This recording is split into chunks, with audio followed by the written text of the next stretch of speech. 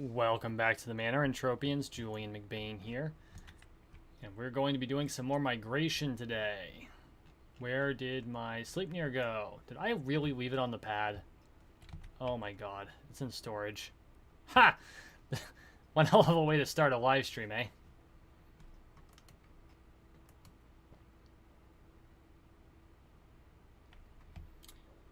Oh.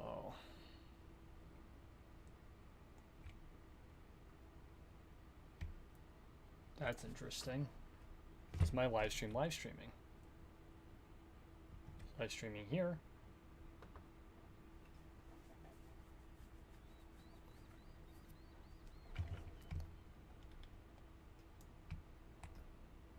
There we go. I don't know why, but for some reason on my my second screen where I can see where the stream goes, it decided that my live stream wasn't starting for another 12 minutes. And I was like, that's inaccurate. There's my Sleipnir. By the way, if anyone's interested in any of these pets, let me know. Any of them. Speaking of which, did I give my son... Yeah, I gave my son a cat. He wanted a cat and a rocket launcher. So I gave him a cat and a rocket launcher.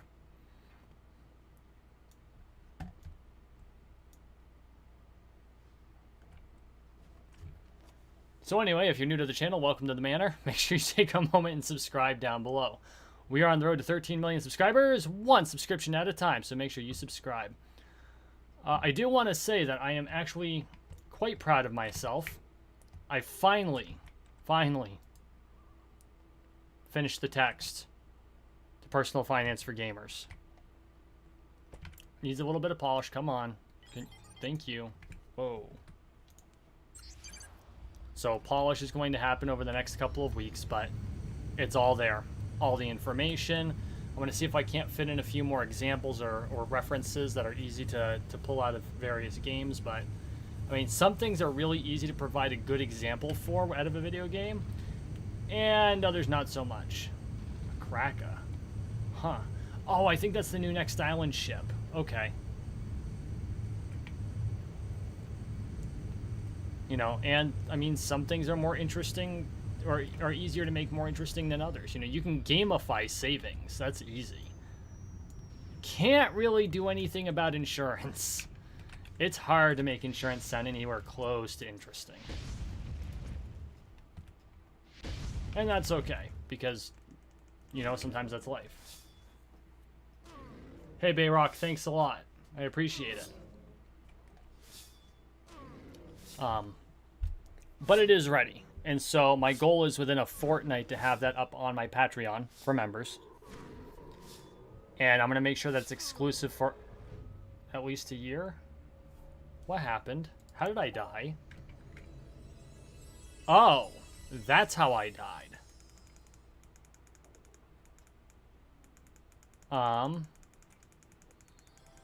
Okay, wow.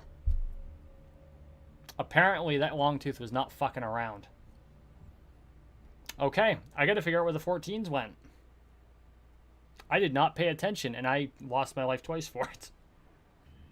Talk about a waste of HTNA. He didn't even give me a chance to heal. He's just like, nope. Down you go. Okay.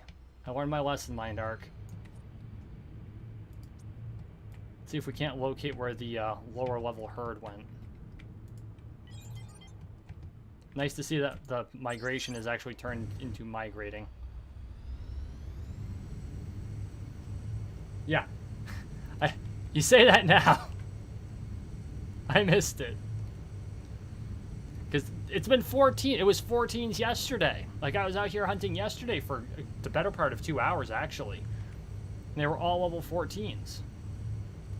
Yeah, level 29s are a bit high for me.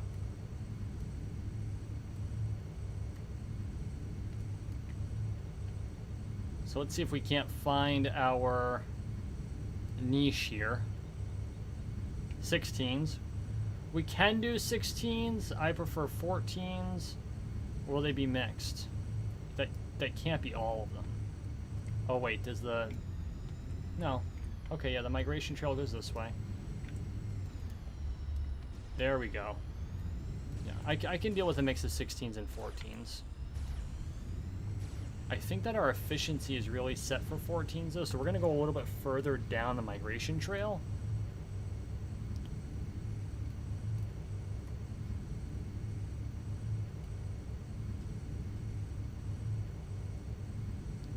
A couple of 14s. This is where you know the migration's starting to actually progress. 14, 14, 14, 14. Here we go. We'll land on top of the ridge right next to that Goonier. I'm pretty sure that's Hadesheim out in the distance.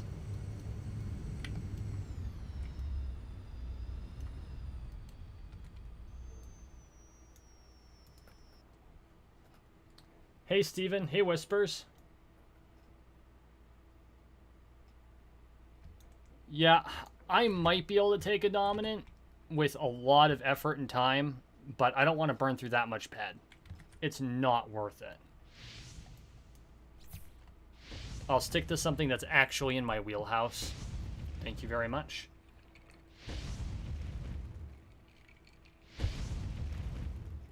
Long story short, Whispers, I learned the hard way to check the level of the mobs you're landing at, because during migration, the Longtooth migrate, which means they move. And where there was a level 14 yesterday, there may be a level 29 today. And while the level 14 is good hunting for me, a level 29 will, well, put me down with one hit and laugh about it. For those of you who are just rolling in, I also announced that I have finished Personal Finance for Gamers.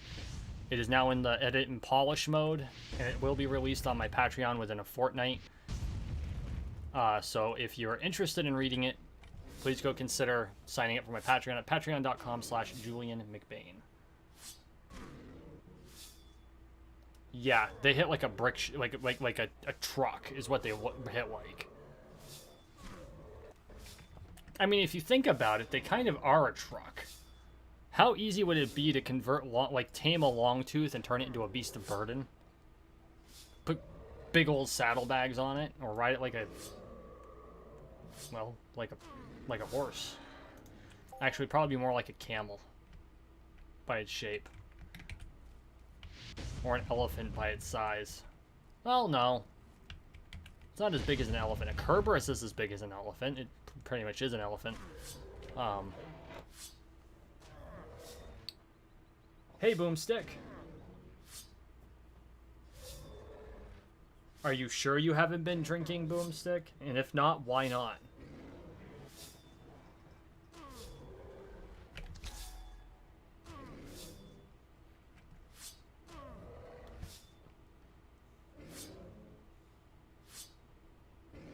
So after our false start, things seem to be going pretty good.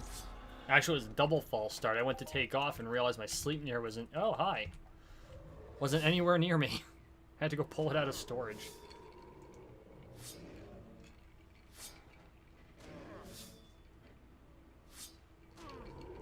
Hey, Perry. Welcome to the manor. Boomstick. Kahlua and milk is not a milkshake. It's a drink. As much as I like Kahlua and milk, even though it doesn't like me very much, it's still a drink.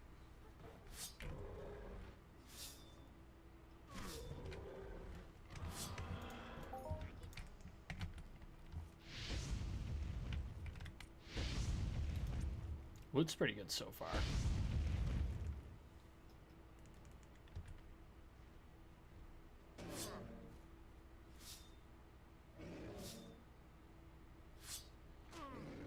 Was that today, Bayrock?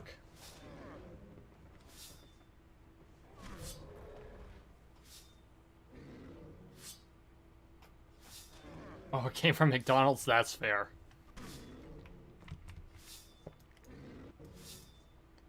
Actually, their milkshakes are pretty basic. It's like ice cream and milk. I know we like to pick on the ingredients of McDonald's, but... You know, it's funny. We all pick on McDonald's as being like a low-grade job, and their food being, you know, lackluster, but... McDonald's has the absolute best business leadership course in the country.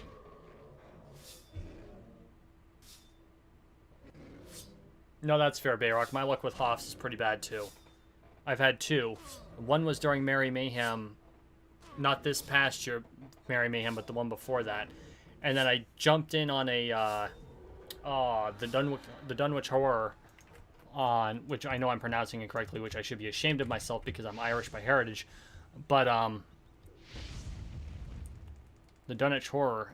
And, I ended up getting like 15 peck out of it because I got one strike in.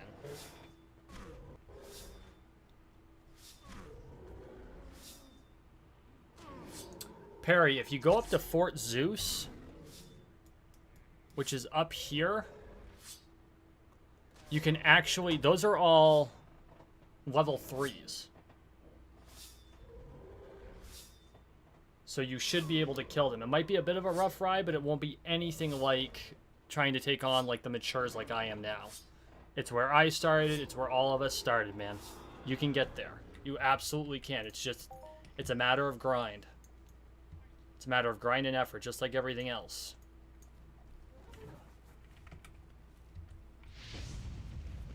Hey, Rince, good to see you.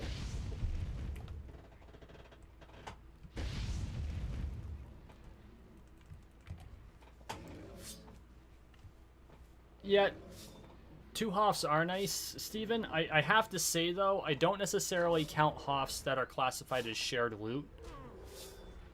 They're absolutely prizes worth looking at, and depending on the size of the group. Like, if you're in a team and it names the team, that's one thing. But if you're just doing shared loot, there could be 100 people there. And I don't necessarily hold that to the same standard as an individual Hoff or a team getting a Hoff. Like an actual team, where they're working together deliberately and there's teamwork involved. Which is something I haven't done a whole lot of in this game. I haven't done a whole lot of team hunting. I do some team hunting with my son Snack Eater, and I've done one team hunt with Warspit, and that's it. Hey, Cat. Yes, good point. Smash that like button. Just smash it. And thank you for joining me. Oh, that's right. Chug's Hideout also has the adolescents there. I had forgotten about that.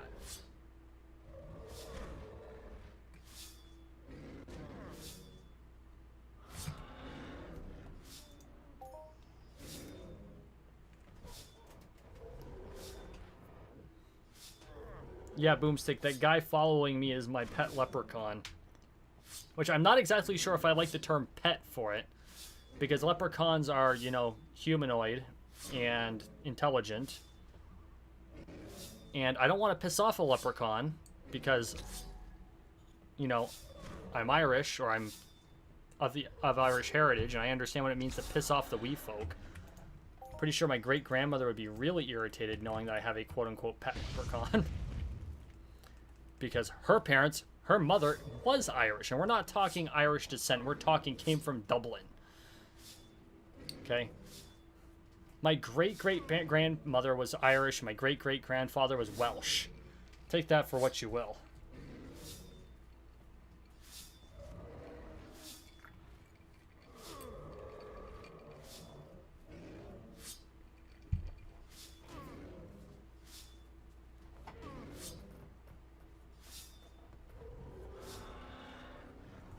Freaking Rican, context? I missed something there.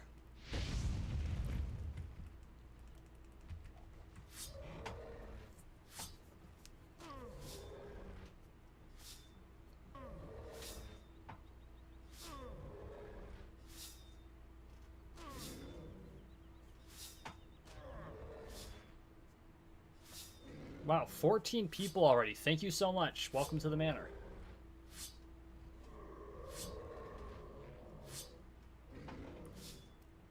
Yeah, we're having a good time tonight. We're back in Migration. Migration's been doing really good.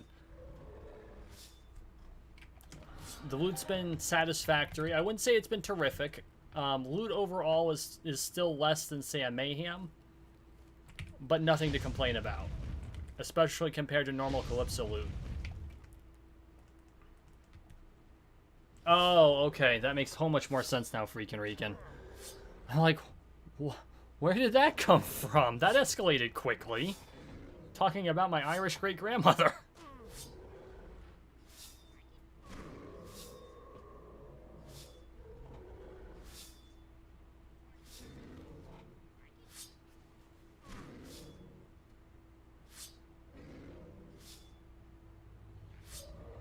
Thank you all for smashing the like button. Also, if you are one of only roughly half my viewers are actually subscribed to the channel, so please consider subscribing if you haven't already.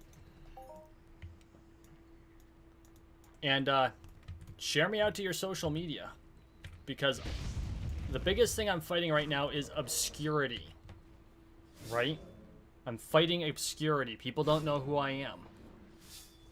And so the best way for me to be able to get out there and people to learn who I am is if you all share me to your social media.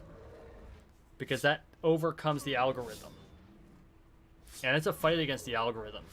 You know, for those of you who have watched my channel for a while, you know how much I really harp on the Pareto principle. And I'm still on the flatter surface of the Pareto principle when it comes to YouTube, actually in life in general. But really, I'm on the flatter surface of the Pareto principle when it comes to YouTube. We got to get to that vertical surface, because that's when it really starts to roll. But it takes time, it takes effort, and all the help you give me really helps to push that along. And I really appreciate you all being here.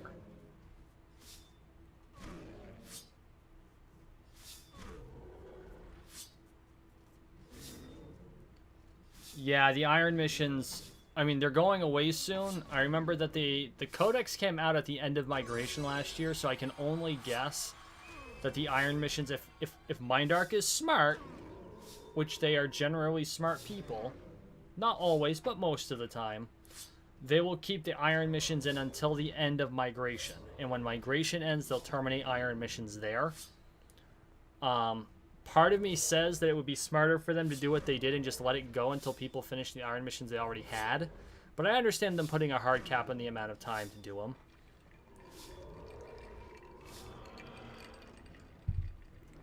But my other hope is that with a full year of Codex to test it, and the obvious game balance issues having already been addressed, of which I don't really think there were any substantial game balance issues with the Codex, it's time to roll it out to the planet partners. Seriously, I want to see this on other planets. When I go to Cyrene after migration is over, I want to see a Codex. I want those missions.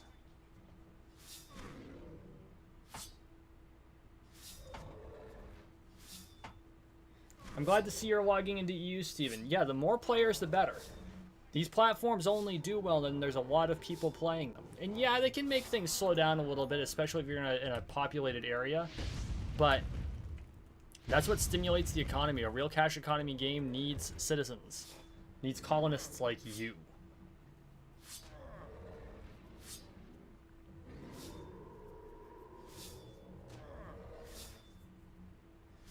And C Bayrock, to a certain extent, I agree with you, but I spent the entire first quarter of the year on Monria. And so I understand, I came back to do some Codex missions because Codex is how you customize your character effectively.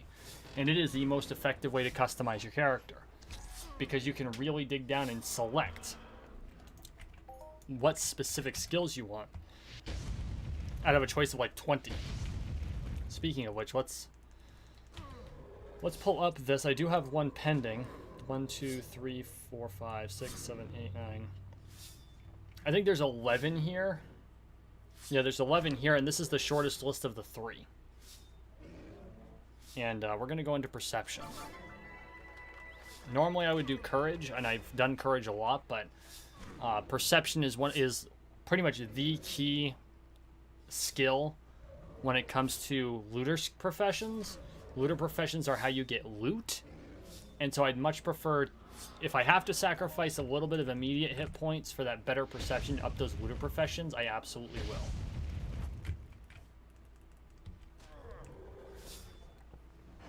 But yeah, no, I can totally understand why people who are like focused on the Codex would get bored with Calypso already, because it's all we've had. It's all we've had for months, for a year.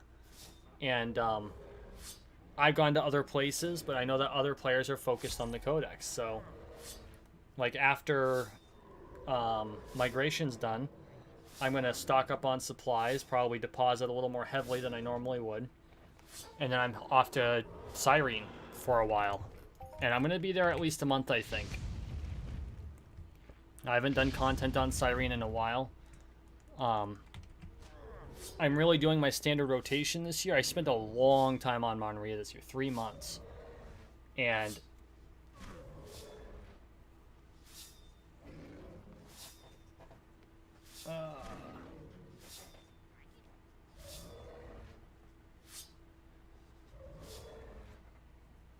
yeah, I can see where Cali would be your main planet.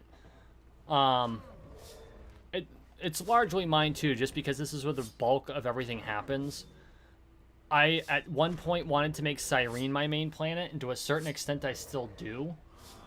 I hope to have the funds set aside to make a competent bid on the one land area they have set aside on Cyrene. I did at one point, but unfortunately life happened. 2020 has been kind of a 2020, so I no longer have that ability. But maybe by the time they release it, I'll be back in that position. But I would love to see like player housing on Cyrene. I would totally buy an apartment there. I'd buy an apartment on Monria as well if they were affordable. You know, and this is actually a good sign when the and that's the irony of it. Like when in Entropia universe, housing is optional, right? You don't actually need housing. And in some of my Entropia universe fiction available at mcmainmanor.com, you'll see that I've kind of solved for the whole, well, how do people who don't have apartments live, with the idea that the CDF and other groups would have basically mass housing for colonists, right? Like a hostel or barracks within which they can reside between hunting trips or mining trips or what have you. But if you really think about it, housing is optional in this game. So the more expensive the housing in a place, the better the premium. That means the economy there is better. People want to be there. And housing on Monria is the largest housing that I've seen in the game. Outside of certain palatial estates here on Calypso. Maybe someday I'll do a vid just on player-owned housing. I think that would be a good vid to do, is just a vid on player-owned housing, and I think I would have to do that. I don't like doing jump cuts. I've always been someone who does raw video, but for something like that, I'd probably have to do some editing and just like edit the pieces together so that you don't have to watch me run around like an idiot getting from place to place. Oh god. Yeah. There's a reason I've stopped collecting shit, and that's it. The only thing that's more expensive potentially than collecting anime figures is Warhammer 40k. And that's the reason I stopped playing that game. And I still go back and want to buy more friggin' models for it, even though I don't play the game anymore. Because some of the models are just awesome looking.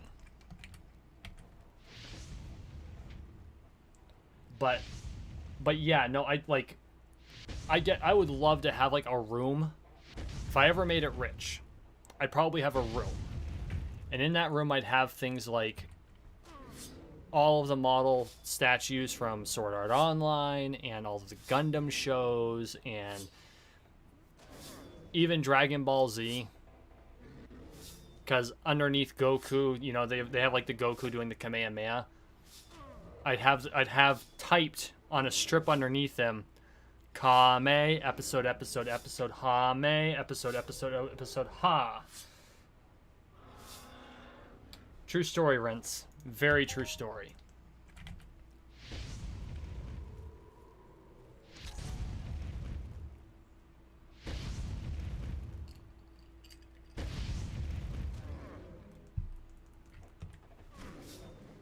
Windows and a door?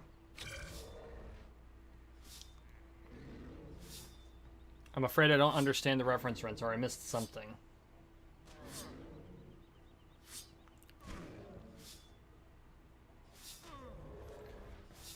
To be honest, if I were to get to collecting anything again, y'all are gonna laugh at me. It'd be swords. It would. Or weapons generally. Because swords.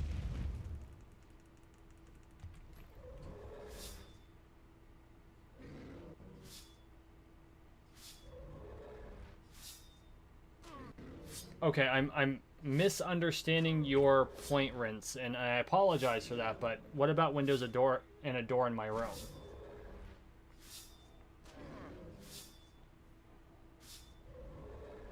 Like, and maybe I'm just oblivious, but I need you to kind of like lay it out for me because it's 9:30 and I've been drinking. Not very much at this point, but I'm obviously missing the point, and I apologize.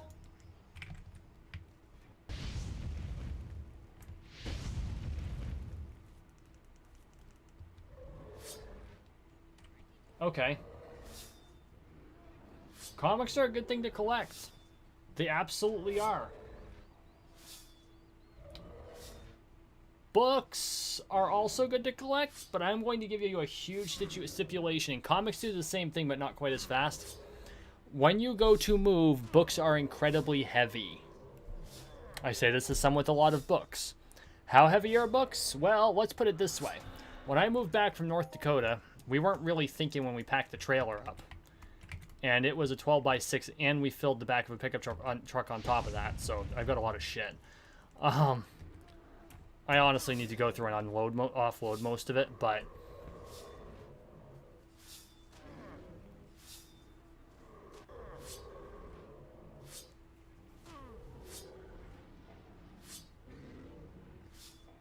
Oh, okay. But anyway, we packed all the books on one side of the trailer. Because we weren't thinking, we were in a hurry, it was hot, it was like 95 degrees, we just wanted to pack the damn trailer. And so driving down I-29 into South Dakota, which by the way, if you get on I-29, you're going 80 miles an hour under most circumstances, and you never have to turn the wheel. But maybe once or twice the entire trip from the top of South Dakota to the bottom of it. At all. It's a straight road for some ridiculous length of time. Where it just doesn't curve at all. You could rope the wheel to the windows so that it doesn't move, and you just go. We couldn't go any more than 55 because the trailer would weave, and then we realized, oh, duh. We poorly packed the trailer, so all the weight's on one side. That's how many books I own. Because the other thing, what was counterbalancing it was furniture. So think about that for a second. My books outweigh my furniture. I'm not light on furniture. I don't have a ton of furniture, but I'm not exactly light on it. Including the mostly cast iron treadle machine, don't judge me.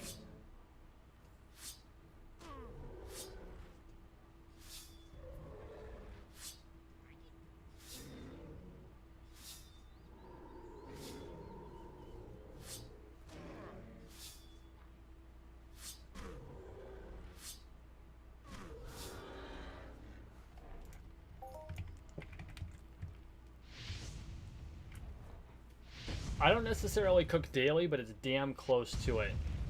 For me, cooking is cathartic. Like, there are nights I'll go and I'll fry potatoes. I like making pan fries, which, you know, you thinly cut potatoes up so that they're basically like miniature shoestrings. They're only like an inch long and small in a square.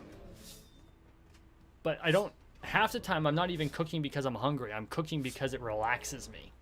And, you know, fries.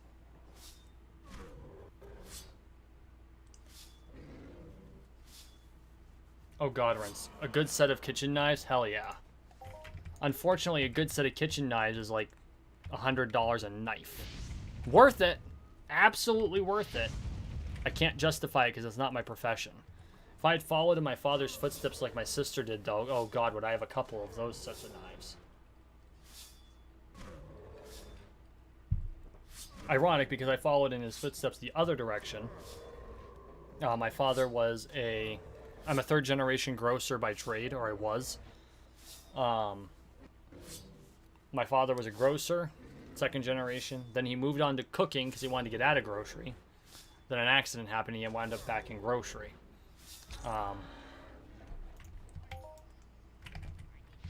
My sister ended up in culinary, and now she's a pastry chef.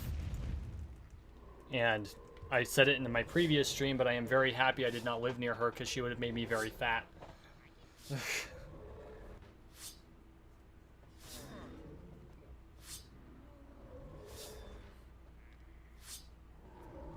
And now she climbs mountains.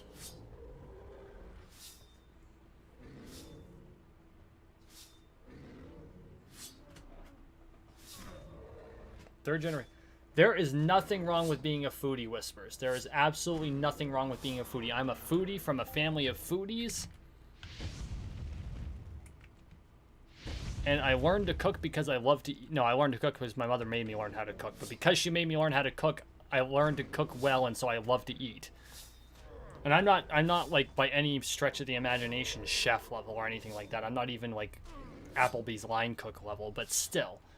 I do know how to cook. I'm fairly good at it for someone who isn't working in their industry. And the entire reason I put so much effort into it is because I like good food.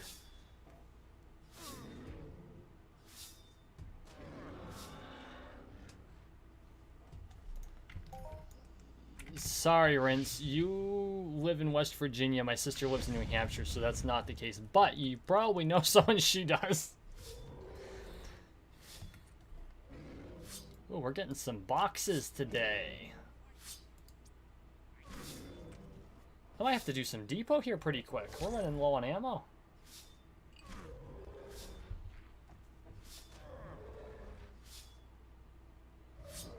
So I see we got 10 people watching. I know Cat's in. We got Whispers. We got Boomstick if he's still sticking around. Oh, let's see. Cat, Rinceman, Boomstick, Whispers. Hold your tongue. Hold your tongue, sir. Applebee's food does not suck. You obviously have not had their bourbon street steak, and until you do, you must withhold judgment. I command it.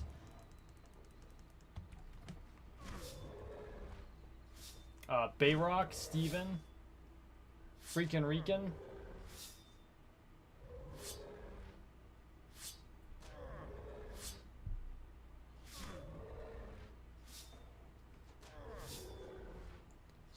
Thank you all so much for coming. If you hadn't hit that like button, please smash it now. Or, you know, just lightly tap it so you don't break your equipment. At some point, I'm totally waiting for Sour Patch Liz to, like, send me a cease and desist for stealing that line off of the Timcast IRL show. Just smash the like button.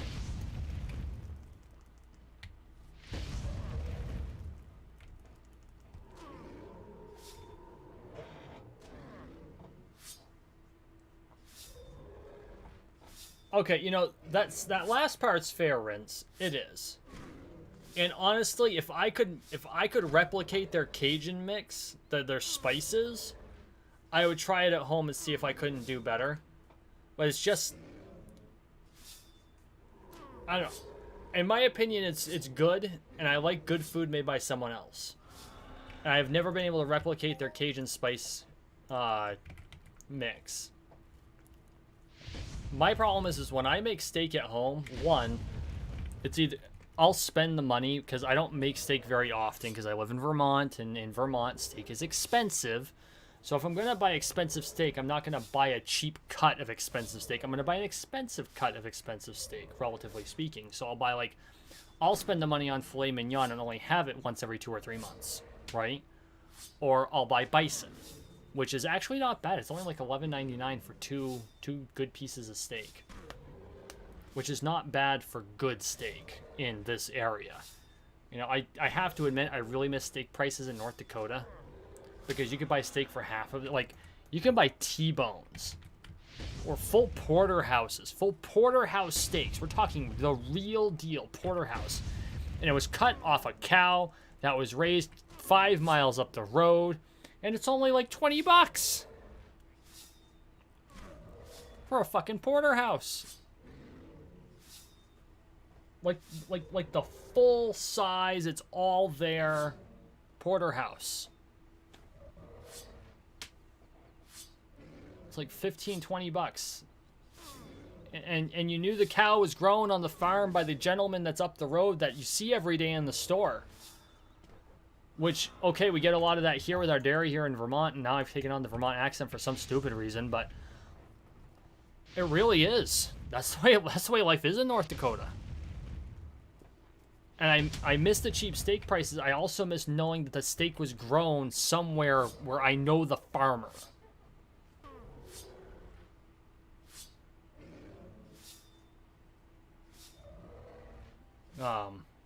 Yes, bison is awesome.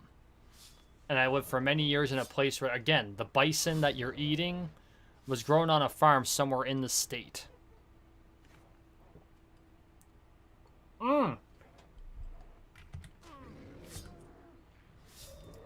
Oh crap, my sword's almost out.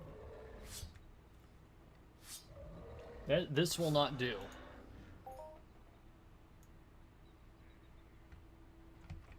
Yeah, right. Here's the beef. A Brahmin raised on a farm next to a sharecropping station built on top of a toxic waste dump. Welcome to Appalachia, bitches.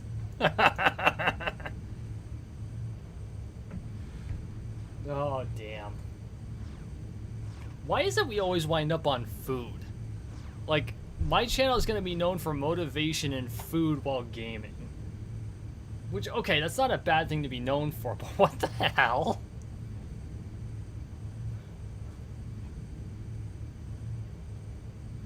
And you know what? It's funny. Like, I don't go full raider like a lot of my friends do in Fallout 76. I do raid. I'll PvP whenever I have the opportunity. And, I have been known to walk into people's camps and steal from their junk collectors. I don't, you know, sometimes. But I like how they put, like, the Brahmin, food sources out there.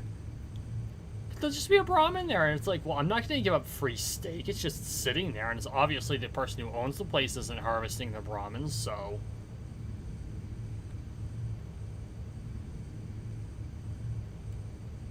Medium glow, right?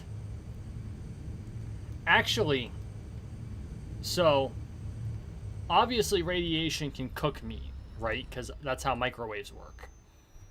But there was a video on YouTube, and I want to try this. So if I ever get to Hawaii, after crashing in on Whispers just for shits and giggles, I'm going to head up to one of the active volcanoes, because I saw this done at a university where they artificially made it. But I want to cook a steak over hot lava. Oh shit, I need the, oh no. Here we go. I'm sure Warspade has not replenished swords because I have not asked him to.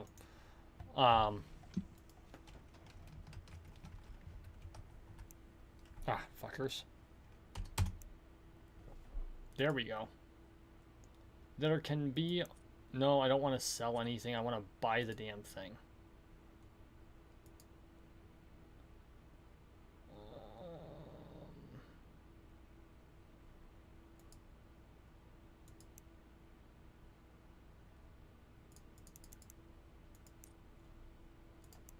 $85 ped.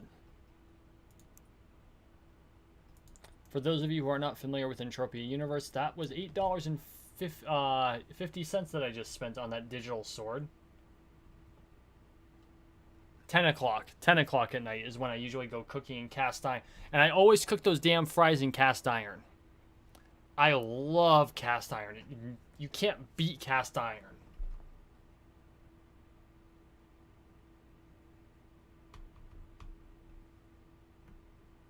Let's see. I gotta pull up my spreadsheet. I didn't pull up my Entropia Universe spreadsheet before starting this. So let's get out to the docks while I do that, because I need to record that purchase. I am meticulous about recording my profits and losses, so that was 85 ped. I can deal with the rest later, because that part of the spreadsheet, I've hit the bottom of my spreadsheet.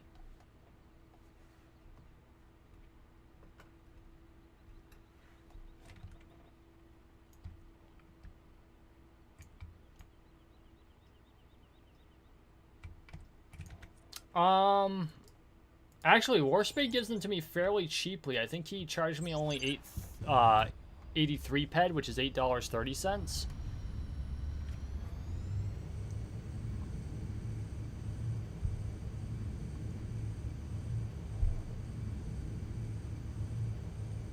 I mean, really, this is a real cash economy game, man. This amount here on my pet card, that's $27.47. 48 cents if you round up the 10 basis points there, or the 90 basis points.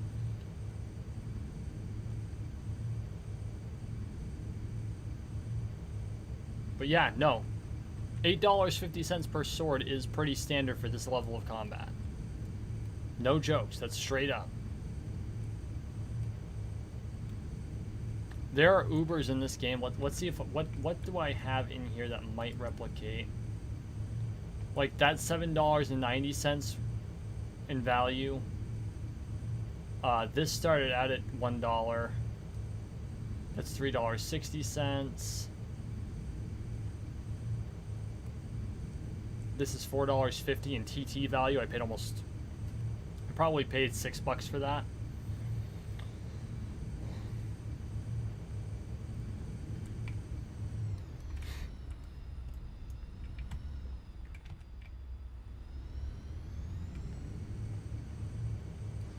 But here's the thing. If you're smart, yeah, $8.50 for a sword is cheap.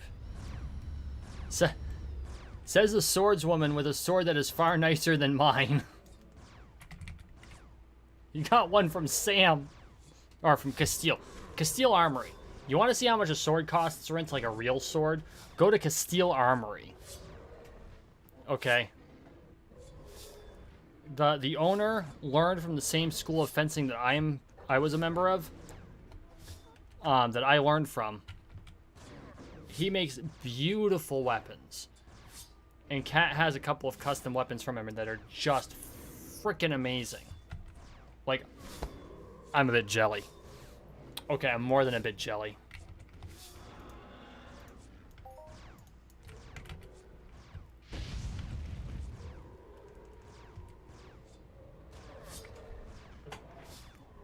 But yeah, no, I actually priced out what I need for a sword from this guy, and it's like $550.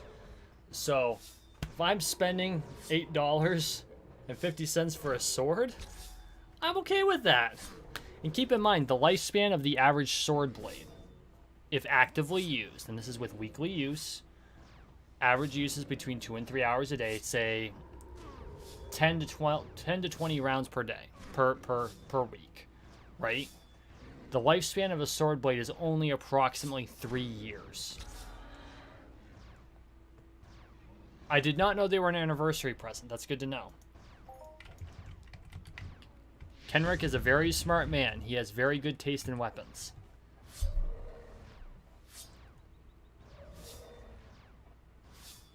The amount you use them in this game, if we were to use these swords as much as I use a sword in this game, I would be replacing blades almost as frequently.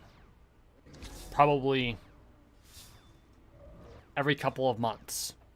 Okay, so I replace them every couple. If like I'm going hard at it, you're replacing swords every few hours here, but it's all relative. But yeah, no, it's fairly realistic relative to the expected use of the blade.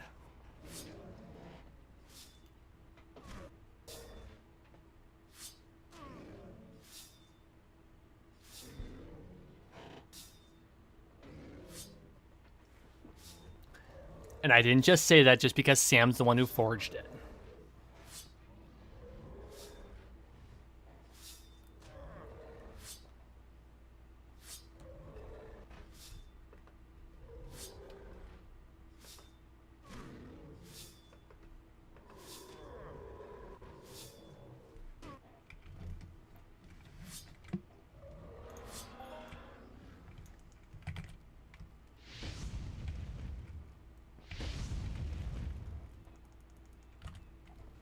And yeah, it is a real sword, and this is a digital sword, but think about it, Rince. This is a real cash economy.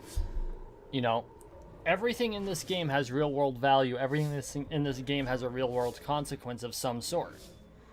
It's the perfect simulation for real life. It really is, if you think about it. It's not a long stretch from there.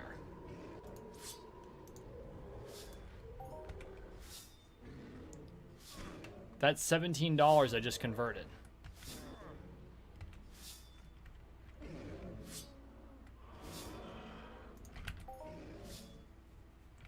So Kat's telling. If her husband has a problem with it, he can stab me the next time we see each other. And that's literally true. I always invite my friends to stab me. That's the irony, is all of my best friends stab me. I stab them back. It's wonderful being a fencer.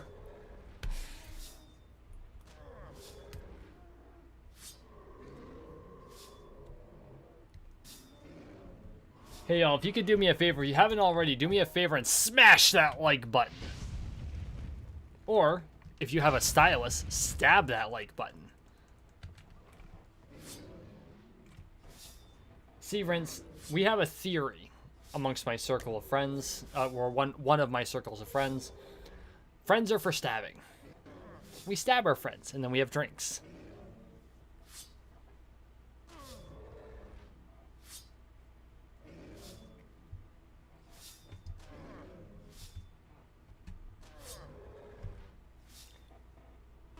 And that's the joke, right? Because when you're fencing, all fencing is any martial art.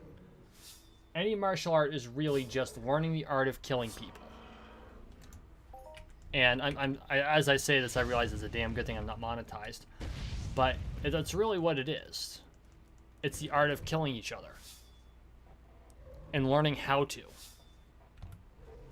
But you're doing so in a way where after you're done killing each other, you can have drinks together. And so one of the jokes we have in the SCA is, I want to kill my friends, not hurt them. Because after I'm done killing them, we have drinks and food. And I'm here to tell you, in a lot of cases, it's really good food. Sometimes with impromptu menu changes. And there's a story behind that, but really good food.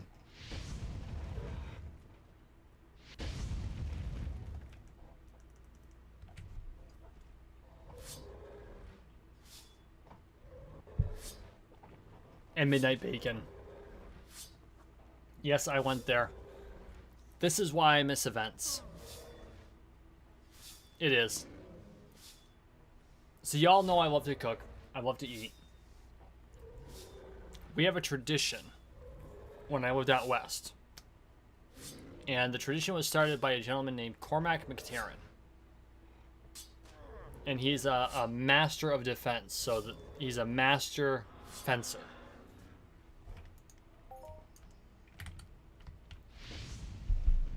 And he calls it Midnight Bacon. His record is something like 30, I want to say it's 38 pounds of bacon in a night, cooked and eaten. 38 pounds of bacon at an event. Now, keep in mind, he's not the only one eating it. There's probably 300 people at this event eating the bacon. But it's 38 pounds of bacon. And he fires up the grill. He used to fire up the grill right at midnight, but now he does it at like 10. Because he's getting older, and as you get older, you tend to go to bed earlier.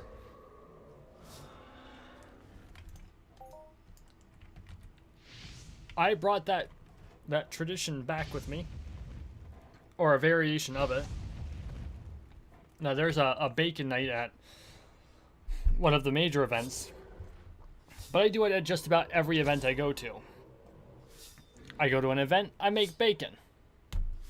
Especially if it's a camping event. If it's a camping event, fuck it. I'm making bacon. 2-3 pounds. I mean, it takes a long time to cook that much bacon when you only have a little cast iron frying pan. I don't have the big ass grill that he brings to all his events. Yeah, 38 pounds. I shit you not, Whispers. It's 38 pounds. I was there when he maxed out. He started the grill at 9. He was done cooking at 1.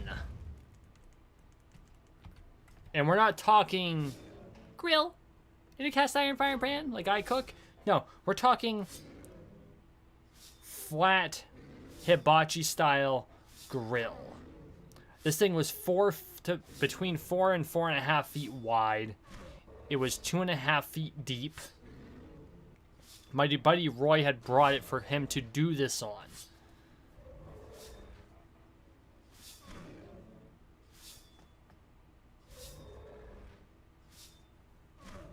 Yeah, sorry, Boomstick. I come from the Northeast. Where we come from, as we get older, we go to bed earlier, we get up earlier. The cows start mooing, we don't care. I don't live on a farm. We don't even have chickens anymore. But yeah. Big ass grill. 4 hours to cook all of this freaking bacon. You wanna know how much was left when he was done? 0.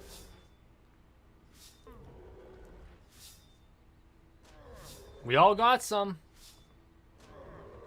Every person who was there that was still awake got bacon. But there was none left.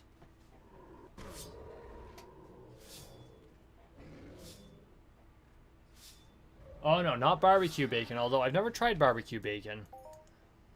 He goes for applewood smoked, as do I. Which is ironic because I come from Vermont. Vermont's like the capital of maple syrup, right? I don't like maple bacon. I don't. I have never liked maple cured bacon. Applewood smoked? Yes. But not maple cured.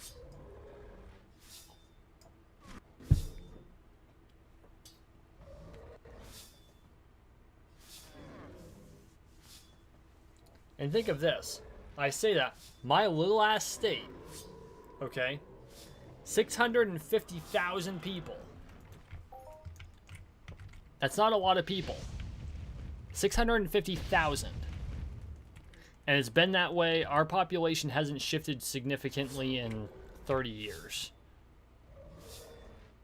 In fact, I left here and we had 648, and I came back and we had 651. That's it. And I was gone for almost a decade. We produce 5% of the world's maple syrup. Doesn't sound like a lot until you look at our geographic footprint in comparison to the percentage of the maple syrup we produce. And it tastes different from other maple syrup. And I didn't believe this until I moved out of the state and tried Canadian maple syrup and compared it to Vermont, especially Vermont. Well, they used to call it grade B. Now it's grade A, dark something or other. It's grade B. I don't care what anyone says. It's grade B. You know, and the joke is grade A is what we ship out because that's what other people like. We keep the grade B for ourselves because that's the really sweet stuff. Like, it's candy sweet. And we're not talking chocolate bar sweet. We're talking Smarties sweet with the maple background. Well, this is how you make maple candy. Grade B maple syrup is where it's at. In fact, I actually realized that there was a girl that I was dating that I realized was not for me when she said she preferred table syrup. I'm like, this relationship ain't going nowhere. Okay, that's not 100% true, but that was definitely a flag.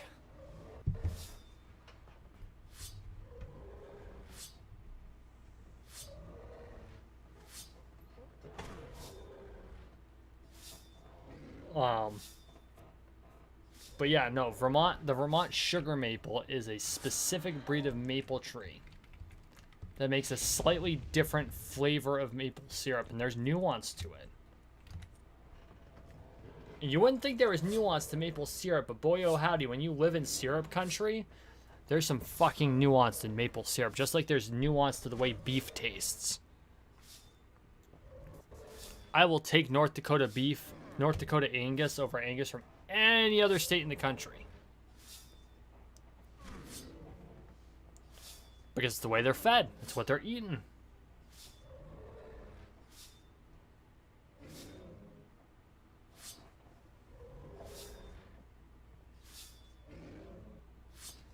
Considering the way you spelled Coke, I'm assuming you're a Pepsi guy.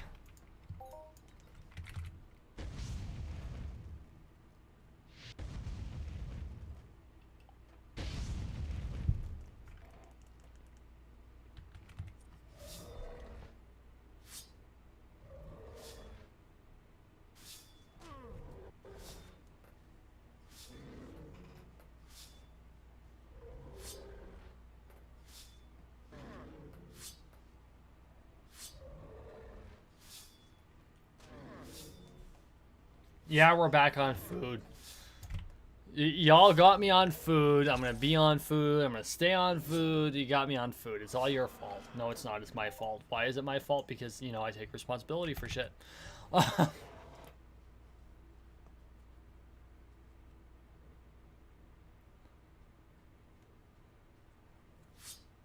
Okay, I need like 30 seconds, guys. I'll be right back.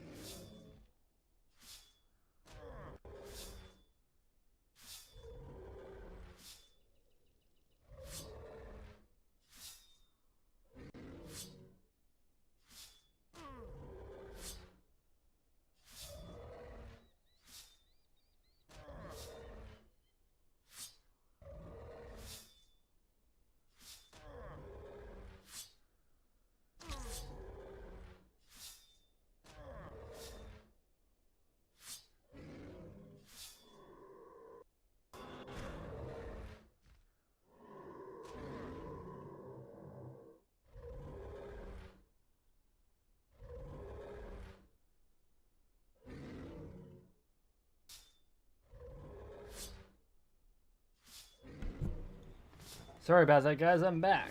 Told you it was only going to be 30. It was probably 60 seconds, but you know what? Sue me.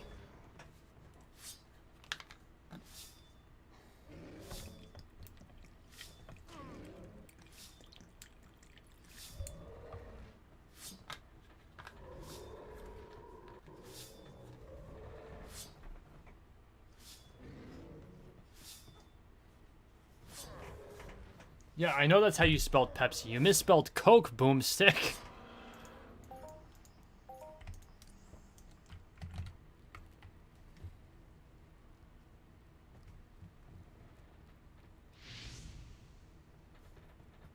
Oh god, I'm gonna have to check Glorspade's Discord after this.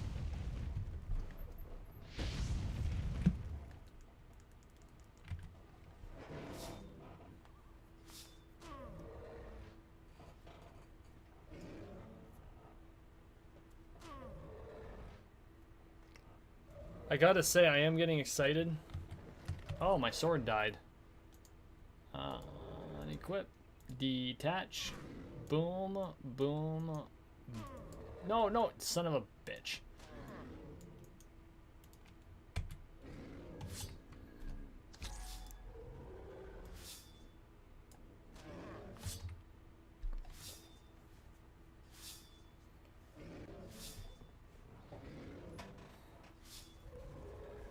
I gotta say, I can't wait until I can put a sword in my hand and start swinging at people in real life again.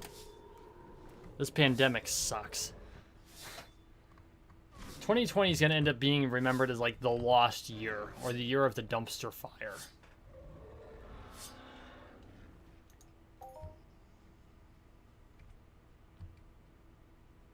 That's interesting. They did a really good job with like the way that this is carved out.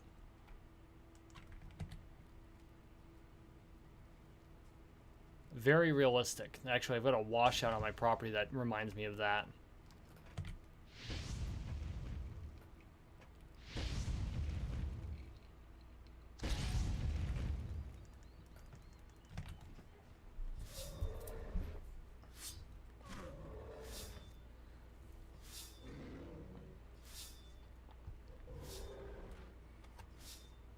You know, it's funny when everything else has gone crazy, right? We fall back on the things we really know. For me, one of the things that I'm most comfortable with around is food, right? Food. I've literally spent a good chunk of my a high percentage of my life in a kitchen. cooking, cleaning, or otherwise. In fact, I spent 3 whole years where my desk was my kitchen table. And so I was literally in the kitchen all the time, to the point where with a corded headset, I could be talking on Skype or on Discord or on, well, no, we didn't use Discord, we used TeamSpeak, while I was at my stove, connected to my computer on a wired headset. This is how important the kitchen is in my life. We always fall back to the things we know. And for someone like me, the things that I know are food, swords, video games, and most recently, money. And so, like, I finished my book, The Personal Finance for Gamers, which will be coming out soon. And I talk about swords a lot because I miss stabbing my friends. And I talk about food every time that I'm on a live stream because that's, you know, when everything else around me has pretty much burnt to the ground, there will always be food. There will always be steak with kosher salt, fried to perfection, in a cast iron frying pan, just enough to sear it because, you know, steak is properly served still bleeding.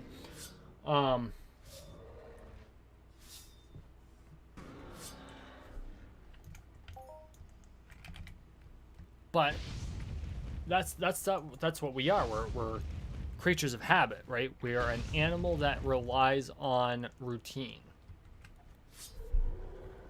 And that's what gets us through the hardest parts of our lives. And I think that's why we always fall back to certain things. It's also why we fall back on certain habits. You know, I used tobacco for years. Probably 10 to 12 years. No, not 12. It was like 11. Because I started using it while my ex-wife was pregnant with my son, and then I quit when he was 10. And there were a couple of years in between where I quit. There was one period I quit for like a year and a half. Right? And that was interesting. But yeah, that's the way it was. And I actually lost a girlfriend over tobacco use. But we're creatures of habit.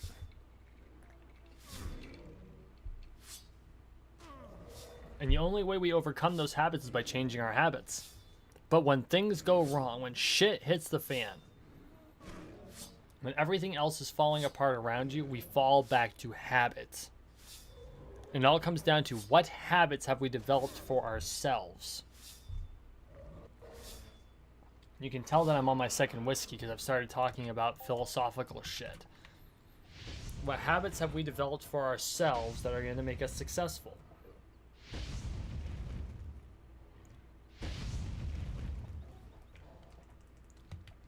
Yes, Kat, that is exactly where families always group. It's always in the kitchen or around the table.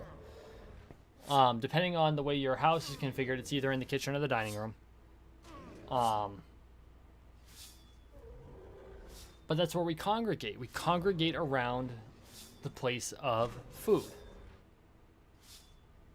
Because that's a natural social space. That was a place where all families always came together in any generation, in any time period ever. That's where fellowship occurs.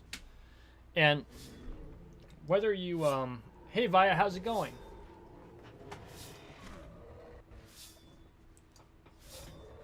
If you ever really looked at human history, we're always looking at fellowship. And it doesn't have to be religiously connected. I know fellowship is usually considered a religious term, but it's not. What we have here, like there are 9 people in this stream. There's 10 people here. We're engaging in fellowship. We're interacting with each other. We're engaged with each other. We're talking to each other. We're sharing ideas. We're a tribe of sorts. That's what fellowship is. To answer your game, Via, I don't stream to Twitch because Twitch has a more complex streaming platform. I haven't really gotten used to it. And I really want to build one platform before moving on to another. I have nothing against Twitch. I like Twitch. I like the idea of Twitch. Twitch has a lower threshold for partnership, but realistically, because of the amount I stream versus the amount of pre-cooked content I make, YouTube is a better platform for me.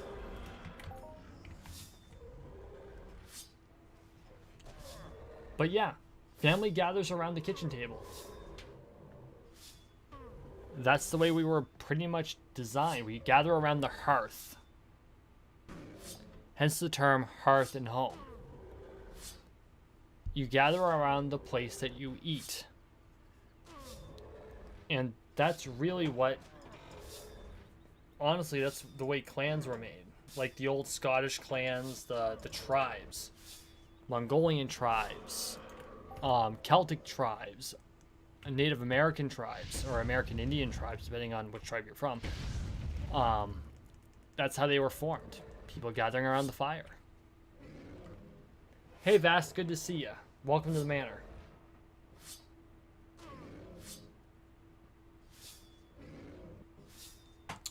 I'll answer Vast first.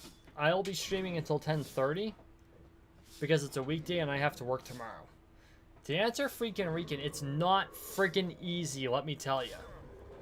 So for me, I actually have a dowel, a wooden dowel at my job. And this is boss approved. Boy, can I tell you some of the things my boss has approved of. Where while I'm on the phone, while it's ringing, because I'm on the phone a lot because I'm in sales, I will be stabbing points on my wall or on my credenza, because I have a credenza that's on the other side of my office rather than one that's behind my desk. And that's how I practice my lunges. That's also how I practice my swings for like cut and thrust and for longsword.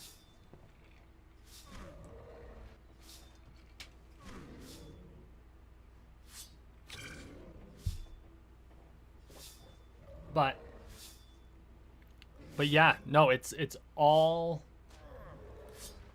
trying to stay sharp, keeping the forms in place. I had been doing an exercise routine. Some shit happened where I had to reset like everything. And so I stopped my exercise routine the way I had been doing it back during the beginning of the pandemic. But I mean, at this point, I'm looking at probably 12 full months from beginning to end before I can fight again. Like, honestly fight. But I did go and practice with some friends. Some close friends, including Kat and Kenrick. And it was Kat, Kenrick, and my other fencing student, Sage. The four of us and Sage's significant other got together, so there was 5 of us. And we did some fencing.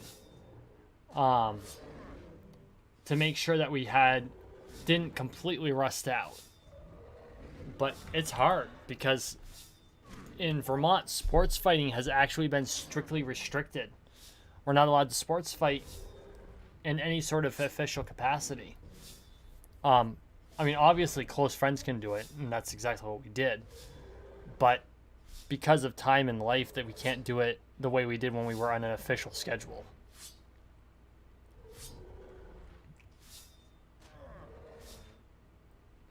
I call it a credenza, but it's really just like an added counter space with a couple of cupboards in order to keep certain things. It's what my boss calls it. I really don't know what the official term for it is, and I probably should. But let's put it this way. My office is... No, it's probably 12 by 12, 12 by 15. It's not huge. It's not even large by most stretches of the imagination.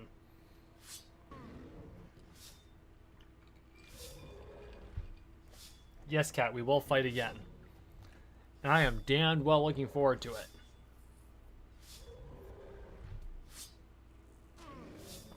I certainly am.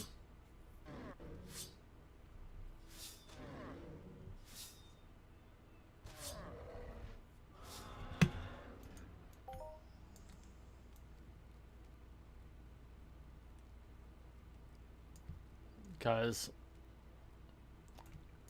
I feel the need to stab. I want to stab my good friends first and my other friends after. And, you know, I need to go up against Roy, and I need to go up against Anne, and I need to go up against Phil, or Cedric.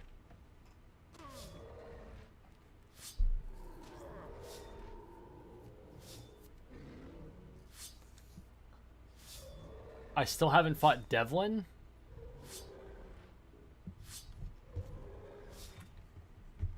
And Camille's always a good fight. Camille's fun. Oh, is she fun.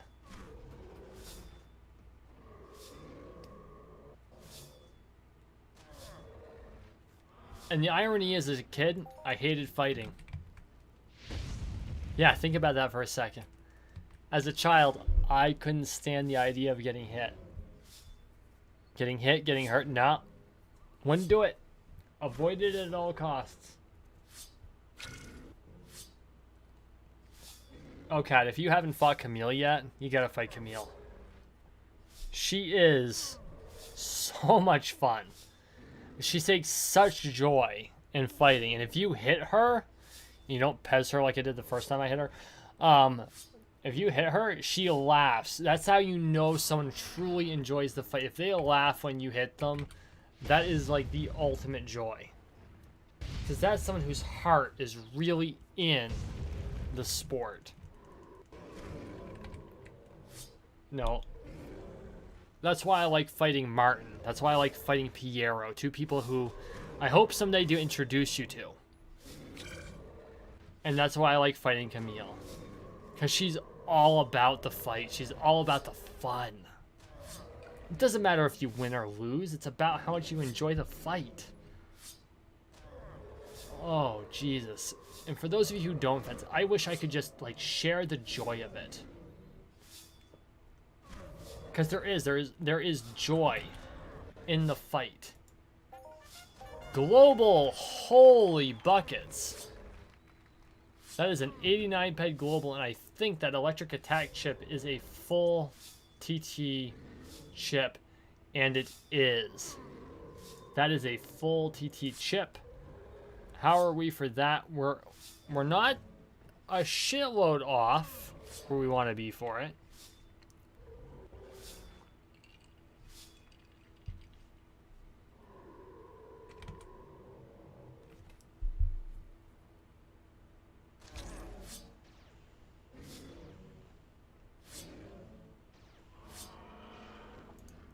Doesn't tell us if we're in the skill increase learning period. It says 15 to 20. That tells me 0. It used to be simple. It was a yes or no. What the frig? Lock that one. View info.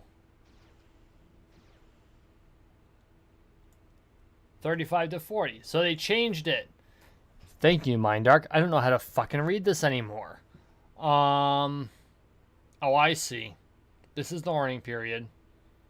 15 to 20. We're there for damage, but not for hit. So I'll accept that. After we're done with all the pyrokinetics, we'll probably switch to electrokinetic for a while. Because bolt is superior to fire. Zappy zappy for the win.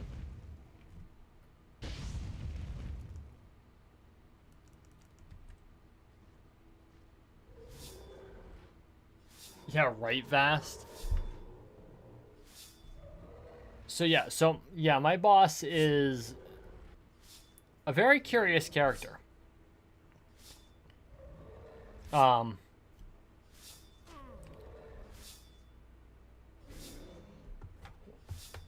We're a small business, right?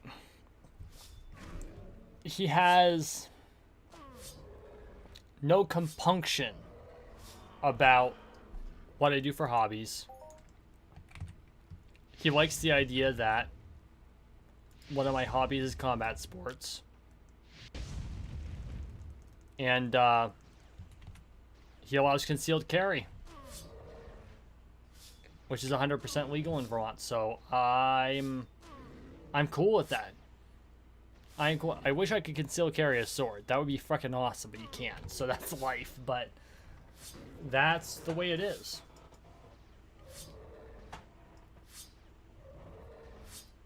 But yeah, no, I miss the joy, the absolute elation of jumping into the Eric. Because that's what we call the ring, the Eric. Which is ironic, because that's what I named my son. Different spelling. And just fighting. Just letting loose. At this point, I'd go for broke and do ACL again. I would totally do a Armored Combat League. Like, that shit gets you injured. I know one guy, I've talked with him. Like, I've met this guy in person. His name is Simon Rorich. He's a USA Knight. He has gone to the hospital with an axe head buried in his skull. I shit you not, I've seen the pictures. They might be posted to his Facebook.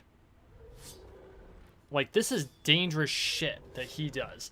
I don't fight nearly at this level. If I had the opportunity to fight just for the sake of fighting, I'd totally do it just so I could fight.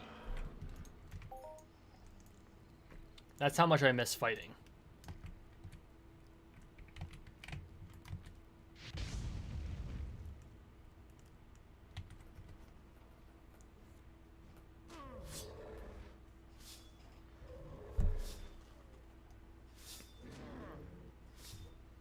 Yeah, Vast, I totally hear you on that. The pandemic really screwed everything over. Freaking Regan, with martial arts, it all depends on the martial art. For those martial arts that are not weapon dependent, it is better that you learn how to fight without weapons before you pick up a weapon. For things like fencing that are weapon dependent, because you can't fence without a sword. That's like the definition of fencing is sword play. Japanese fencing is called either Aido or Kendo. And then you have Western fencing. And I know that Chinese fencing has its own set of, its own name. But anytime you pick up a sword, it doesn't matter if it's a long sword or Japanese sword, Kendo. It's all fencing. It's all fencing. But fencing requires the use of a sword. Now, when I have been in a martial arts school, there's always been some sort of non-sword version of it. So like even my fencing school, even the fencing school that I went to and I got scarfed in, it doesn't strictly require a sword or a dagger. The movements work the same. Body kinetics only work a certain way. Our bodies only move so many ways. There is a way to do it. You just have to learn it. You have to figure it out. So if you can do that, you can do anything. And really, a sword is just an extension of your arm. So the best description of how to use a sword comes from geek moment here. If you ever watch Star Trek, The Next Generation, go to Netflix, go to Hulu. I don't give a shit where you watch it from. Y'all are going to go to Star Trek, and I'm going to look up the exact name of the episode.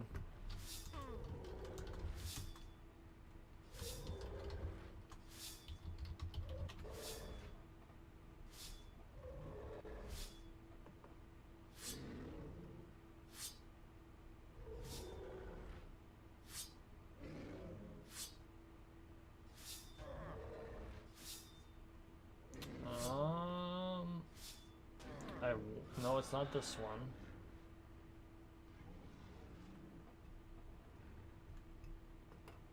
Okay. Netflix it is.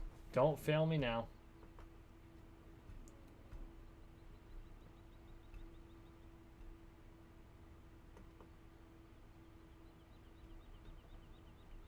See, the Klingon episodes of Star Trek is where I totally get my ass in trouble.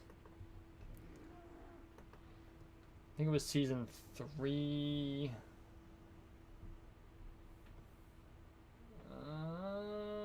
Maybe it was season 4.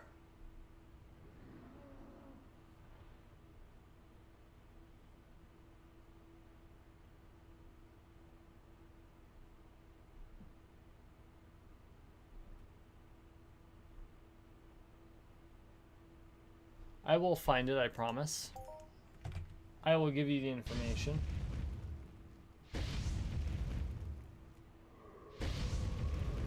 between there and here. Sins of the Father was episode 17. Good episode, by the way. It teaches you the exact reasons why the sins of the father should never be cast upon the son.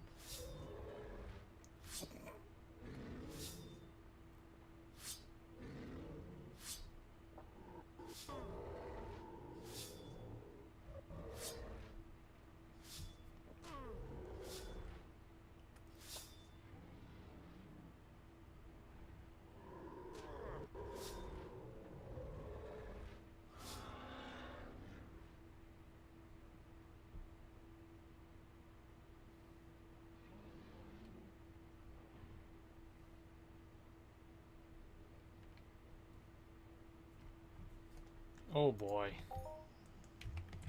Don't make this an ordeal, Netflix. I mean, come on, man.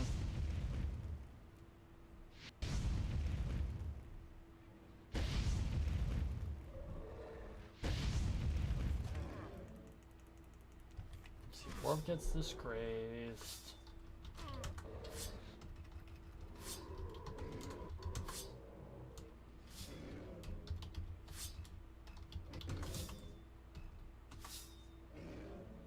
Right of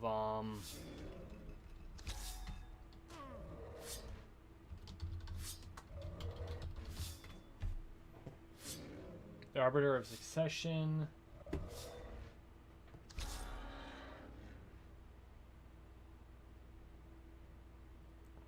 Reunion appears to be the name of the episode.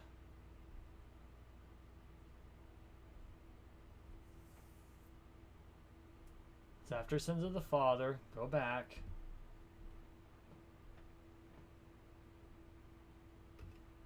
Actually, it's probably sitting right in front of me. Bastard.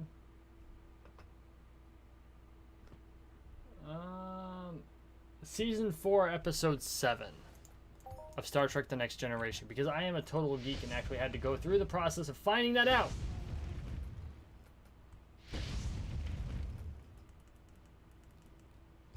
Yes, it is Eastern Standard Time, or Eastern Daylight Savings Time.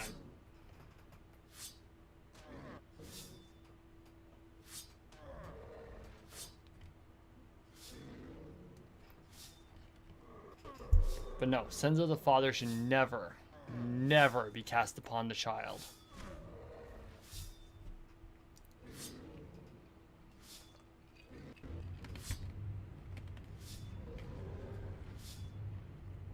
In fact, my second book in the Dead World series that my ex-wife and I wrote together was supposed to be based on that. It didn't wind up working that way. Totally different plotline from what we originally intended. That's okay.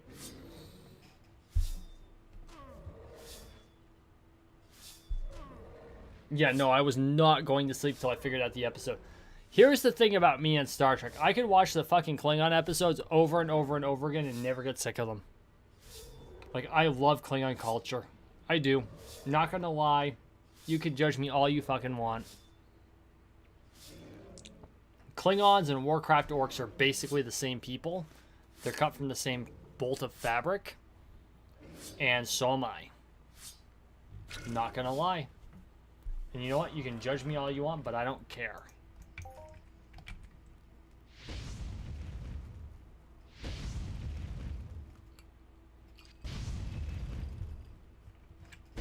But yes, I'll be heading off in 6 minutes or so. I'll probably kill 2 or 3 more Longtooth and call it.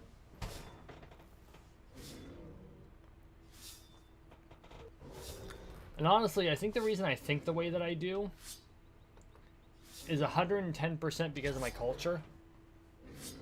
Like, my cultural background. I'm Irish, I'm Welsh, I'm English, I'm Scottish. Not necessarily in that order. I'm French. And I'm Mohawk. To what percentage of each, I don't entirely know. I do know that I'm the Irish in me and the Scottish in me is all Ulster Scots. which is where the it's Viking Scottish and Viking Irish. So we're talking that's all Norwegian. We're talking about pretty friggin' warlike people. And don't get me wrong, there was a lot of good that came from the Nordic group, the Nordic culture, but peace was not something they practiced. Global, holy buckets. 136 pet. Thank you, Mindark.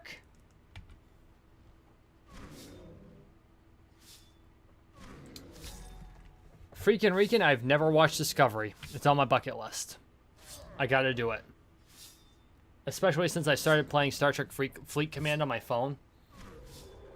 Like, I didn't think I'd get addicted to it. I tried it once. I'm like, okay. And then I started trying a couple days ago. I'm like, okay, I'll give it one more shot. Because that's what I do, right? I try something out. I'm like, And I'm like, okay, I didn't give it a fair shake. Let's give it a try. And I'm like, I'm fucking addicted. I need more. That's how it worked with Cyrene. I need to give it a fair shake. I need to give it a shot. But I have not given it a fair shot yet. I haven't even watched it yet. I understand that they completely revamped Klingons. I'm not sure how I feel about that idea. But I get it. They needed to really go in for it. But with all the real UFO crap that's going on, I am pretty sure that if we have first contact, it's going to be Klingons we run into. So I really need to watch that to really see how we develop the idea of Klingons. Because if we run into a warrior species, I mean, let's face it, whether you like it or not, humans are a warrior species overall. That's the way we are. It's how we're built. It's how we're coded.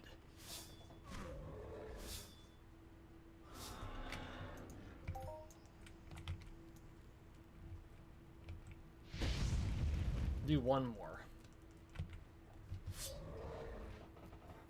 And there's nothing wrong with that. But if we run into a species, it's going to be some sort of a warrior species. Or some species that just wants to fuck with the fauna of Australia. Like, I think it would be hilarious if they came down and said, "We have come to rescue you from the emus who won a war against you." It would be like, that was Oz, folks. Scotty C93 in the audience.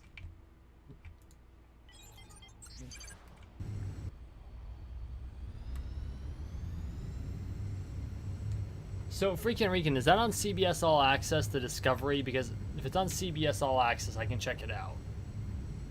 If I'm spending the money, I may as well watch it, right? I've only been watching Picard.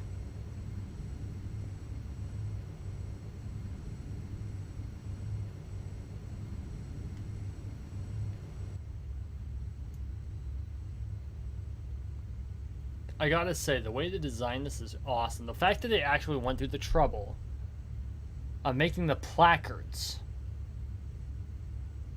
is just totally nuts.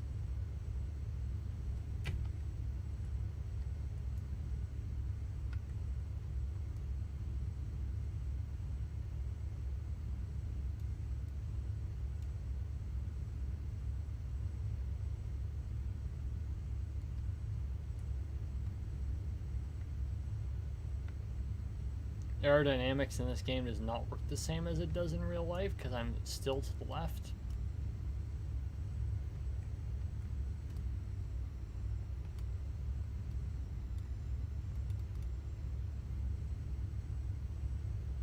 The Sleipnir operates a little more like a chopper than a plane, having flown both. Yes, I have actually piloted both helicopters and airplanes. This is not an exaggeration, nor is it a joke. I have 168 hours in aircraft,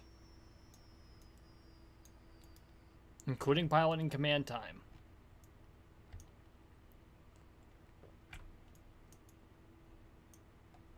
Sleipnir really pilots like a chopper.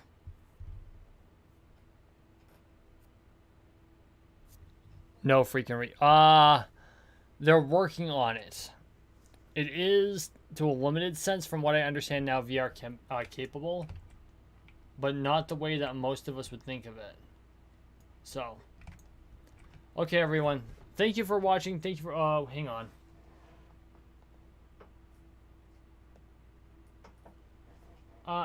You know, Vast, it's really hard to do restaurant recommendations with COVID. A lot of our restaurants may have closed permanently, so I need to see what survived, and then I can make recommendations. Hit me up in like 2 or 3 months. Because like the one place I would normally recommend is the Wayside, but they haven't reopened yet, so I think the place unfortunately is gone for good.